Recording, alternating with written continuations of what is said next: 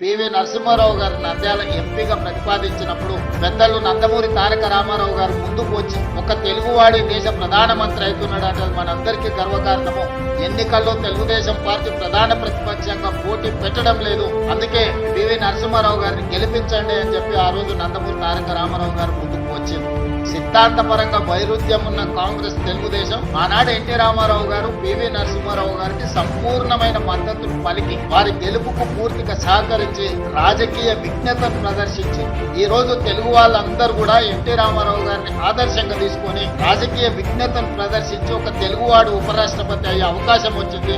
ఈనాడు వారు ఉపరాష్ట్రపతిగా నెక్కితే భవిష్యత్తులో వారు రాష్ట్రపతి అవ్వడానికి కూడా అవకాశం ఉంటుంది. మళ్ళీ నీలం సంజీవరెడ్డి తర్వాత పివి నరసింహారావు గారి తర్వాత తెలుగు రాష్ట్రాల నుంచి ఒక గొప్ప అవకాశం మన అందరికీ గౌరవం దక్కే అవకాశం ఉంది.